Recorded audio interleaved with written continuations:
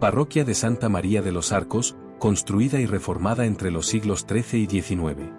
Está declarada como bien de interés cultural. El retablo es de estilo barroco del siglo XVII. Destaca su Virgen negra con rasgos orientales y ojos azules. También destaca su órgano del 1760.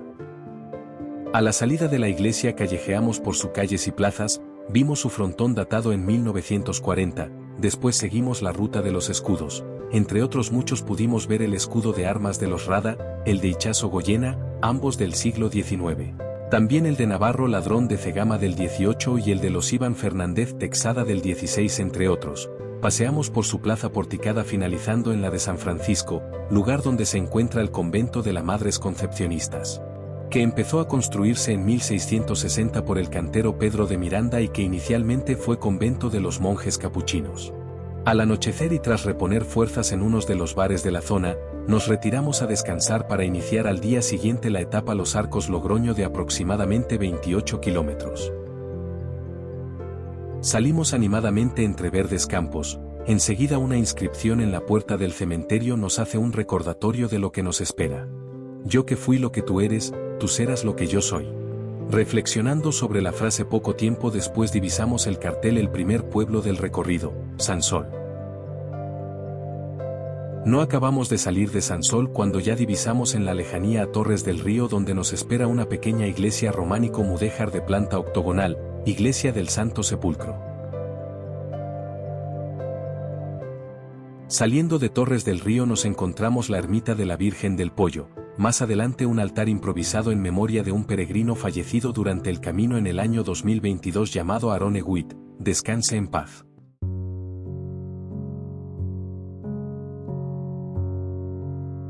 Divisamos las primeras casas de Viana donde hacemos un merecido y frugal descanso antes de visitar brevemente la localidad y ponernos de nuevo en marcha con destino a Logroño.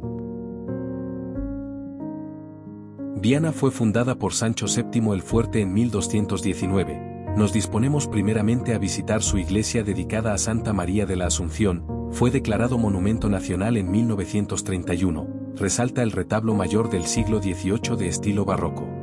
Delante de la portada renacentista está enterrado César Borgia, hijo del Papa Alejandro VI. En la Plaza de los Fueros se alza el ayuntamiento construido en el 1688 de fachada barroco francés y rematado por un inmenso escudo de España. Siguiendo la calle terminamos en las ruinas de la iglesia de San Pedro que fue la primera que se construyó en el siglo XIII. Se derrumbó en el 1844 como consecuencia de la inestabilidad del terreno y diferentes obras de ampliación. Salimos de Navarra y enseguida entramos en territorio de La Rioja.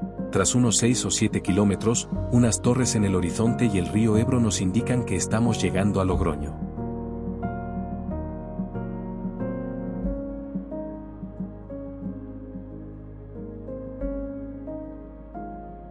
Una vez en la ciudad nos dirigimos a la concatedral de Santa María de la Redonda, obra del siglo XVI construida sobre una anterior de estilo románico. En la capilla situada a la entrada está enterrado Diego Ponce de León, miembro de la nobleza riojana. La girola, tras el altar mayor, está compuesta por 3 capillas comunicadas entre sí. En una de ellas está el sepulcro de 1888 donde se encuentran enterrados el general Espartero y su mujer.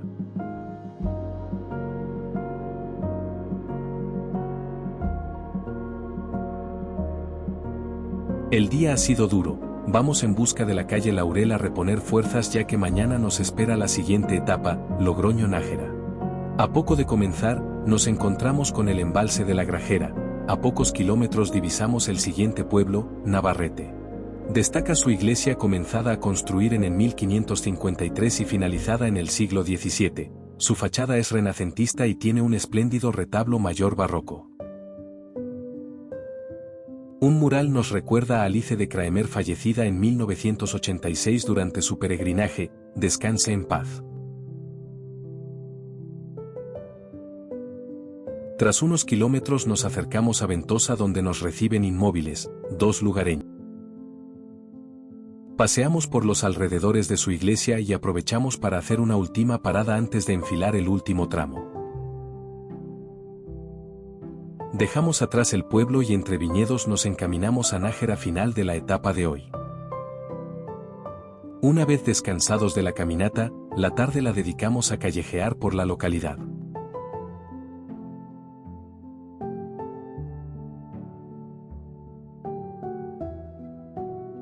Paseamos por la parroquia de Santa Cruz terminada en el 1644, posteriormente por el monasterio de Santa María la Real declarado Monumento Nacional en 1889 y del que no hay que dejar de visitar su claustro y el Panteón Real. Por último visitamos el Museo Municipal, antiguo palacio del abad del monasterio construido en el siglo XVIII.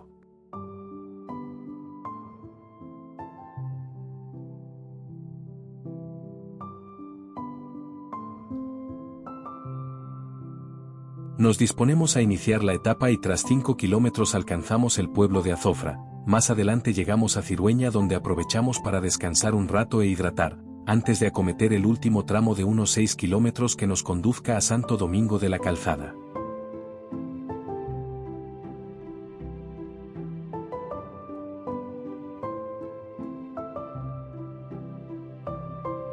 Una vez llegamos al destino y tras un reparador descanso, nos disponemos a callejear por la ciudad.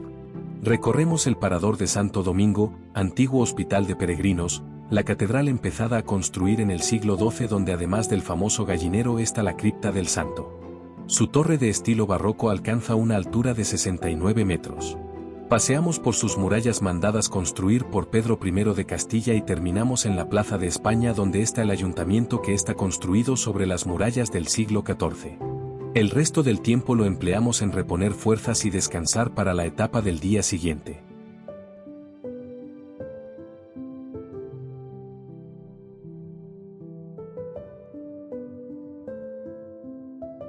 Tras 7 kilómetros de caminata llegamos a Grañón, último pueblo de La Rioja donde visitamos su iglesia de los siglos XVI y XVII, continuamos y enseguida divisamos Redecilla del Camino. En su iglesia de la Virgen del Camino, además de una imagen gótica de la Virgen, hay una pila bautismal del siglo XIII toda ella esculpida en roca.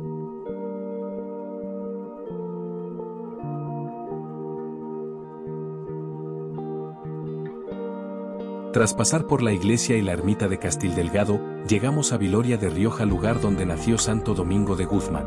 Su iglesia se remonta al siglo XI aunque su aspecto actual se debe a sucesivas reformas posteriores predominando el estilo gótico. En su interior se conserva la pila donde fue bautizado Santo Domingo. En Villamayor hacemos un alto en el camino antes de afrontar los últimos 5 kilómetros de la etapa.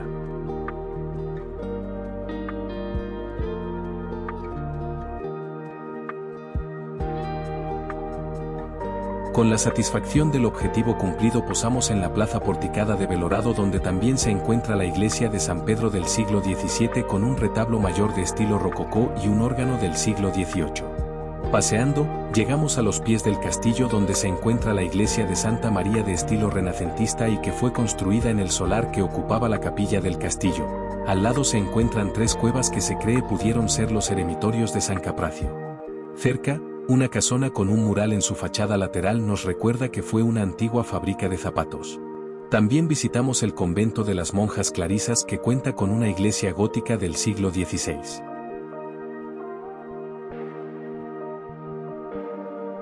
Iniciamos el camino y a los pocos kilómetros divisamos la ermita de la Virgen de la Peña de Tosantos, ermita que está excavada en la roca.